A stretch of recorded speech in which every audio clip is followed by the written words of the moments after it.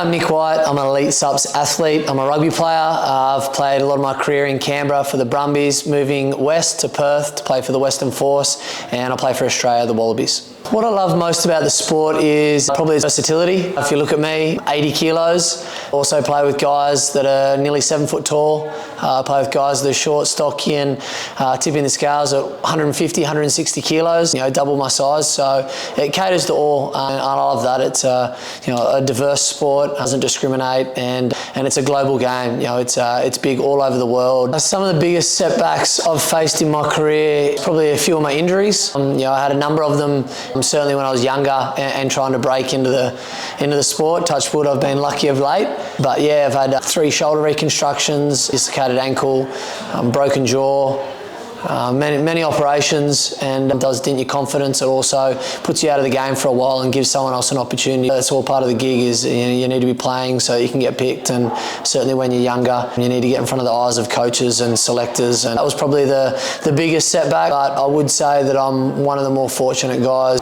I've got a few bits of advice. First would be listen to your dad about nutrition. Midway through my career, before I started taking nutrition seriously, and saw the impact it had on my career and on my game, and it really went to another level once I got that side of my game sorted. I'd say to an earlier Nick, back yourself. Have a lot more confidence in your ability, and lastly, do your rehab properly. I've taken a few shortcuts in rehab, and older Nick would like to tell younger Nick that do it properly, because he'd appreciate that. How has fatherhood changed my mindset, my perspective? It's changed everything. It's given me a far better balance. What timing? Here he comes. A lot of perspective on what's important, and I've become much more prepared as well. Here, Vinny. Oh, thank you. There you go. Some bars halfway through.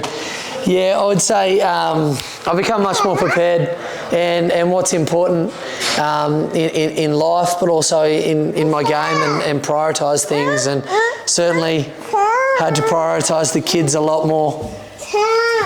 What I mean, you are number one priority, aren't you, bud? I'm someone who lived and breathed rugby for a long time. Certainly needed a bit of. You don't need any pre-workout. No, you don't. So yeah, hopefully I've answered that one, sorry. How does it feel being a role model in the sport? I don't really think much about it, to be honest. Those that come to games, I'll make sure I go and see as many as I can. If there's ever a kid that wants a photo or a signature, I make sure I say yes and give that kid time, and give back to the sport as much as I possibly can, the sport that's given me so much. What advice would I give to all the boys and girls out there that want to play rugby? Start like I did. I played because I got a chance to play with all my friends. I just enjoyed it. I loved it. I think get out there, get active in whatever sport you want to do, whether it's rugby or anything else, and do it because it's putting a smile on your face. So I truly believe you'll go a long way in whatever you choose if you really enjoy it and it's putting a smile on your face. So do it because you're having fun.